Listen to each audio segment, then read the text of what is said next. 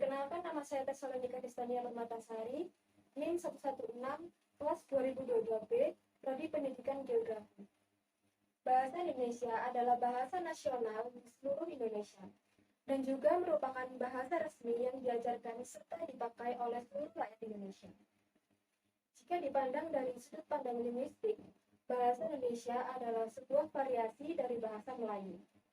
Dalam hal ini, dasar yang dipakai adalah bahasa Melayu Riau, tetapi telah mengalami perkembangan akibat penggunaannya sebagai bahasa kerja dan proses pembakuan pada awal abad ke-20.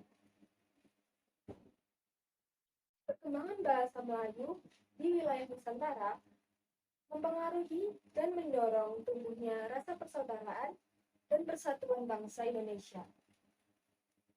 Komunikasi antar perkumpulan yang bangkit pada masa itu menggunakan bahasa Melayu.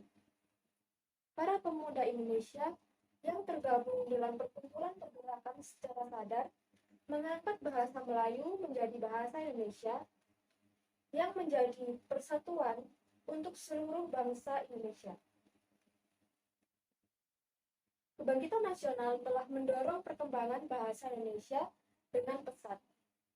Peranan kegiatan politik, perdagangan, persuratkabaran, dan majalah sangat besar dalam memodernkan bahasa Indonesia. Proklamasi Kemerdekaan Republik Indonesia 17 Agustus tahun 1945 telah mengukuhkan kedudukan dan fungsi bahasa Indonesia secara konstitusional sebagai bahasa negara. Kini bahasa Indonesia dipakai oleh berbagai lapisan masyarakat Indonesia, baik di tingkat pusat maupun daerah. Dalam perjalanan sejarah, pada zaman Kerajaan Sriwijaya, abad ke-7 Masehi, bahasa Melayu atau bahasa Melayu kuno dipakai sebagai bahasa kenegaraan. Pada saat itu, bahasa Melayu yang digunakan masih bercampur dengan bahasa Sanskerta. Bahasa Indonesia lahir pada tanggal 28 Oktober tahun 1928.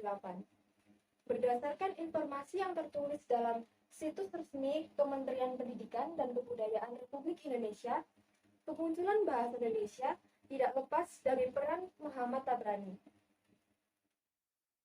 Muhammad Tabrani bekerja di Harian Hindia Baru pada Juli 1925. Beliau menerbitkan tulisan berjudul Kasihan pada 10 Januari tahun 1926 sebagai gagasan awal untuk menggunakan nama bahasa Indonesia. Gagasan Muhammad Tabrani tersebut merujuk pada kondisi nyata keberagaman masyarakat masa itu yang masih bersifat kedaerahan atau kesukuan, serta masih mengutamakan kepentingan suku ataupun daerahnya masing-masing. Muhammad Tabrani menolak konsep usul resolusi dari Muhammad Yamin pada Kongres Pemuda pertama tahun 1926, butir ketiga yang menyebutkan menjunjung bahasa persatuan bahasa Melayu. Muhammad Tabrani bersikukuh bahasa persatuan bukan bahasa Melayu tetapi bahasa Indonesia. Bila belum ada, harus dilahirkan melalui Kongres Pemuda Indonesia pertama. Akibat perbedaan pendapat antara Muhammad Yamin dan Muhammad Tabrani, maka keputusan ditunda sampai Kongres Pemuda Indonesia kedua pada tahun 1928. Pada saat itu, para pemuda dari berbagai pelosok Nusantara berkumpul dalam kerapatan pemuda dan mengikrarkan Sumpah Pemuda. Pada unsur ketiga dalam Sumpah Pemuda yang berbunyi menjunjung bahasa persatuan bahasa Indonesia merupakan pernyataan bahwa bahasa Indonesia merupakan bahasa persatuan bangsa Indonesia. Maka dari itu, pada tahun 1928, bahasa Indonesia ditetapkan sebagai bahasa nasional bangsa Indonesia.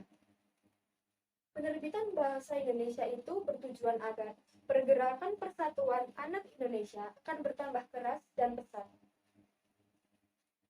Pada tanggal 25 sampai 28 Juni tahun 1938 dilangsungkan Kongres Bahasa Indonesia di Solo.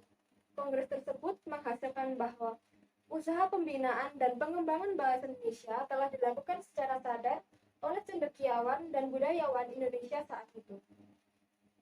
Meskipun pada tahun 1928 bahasa Indonesia telah ditetapkan sebagai bahasa nasional, namun bahasa Indonesia dinyatakan kedudukannya sebagai bahasa negara pada 18 Agustus tahun 1945. Karena pada saat itu Undang-Undang Dasar 1945 disahkan sebagai Undang-Undang Dasar Negara Republik Indonesia. Sampai saat ini, bahasa Indonesia adalah bahasa yang hidup dan terus berkembang dengan pengayaan kosakata baru, baik melalui penciptaan maupun melalui penyerapan dari bahasa asing. Terima kasih, sekian dari saya.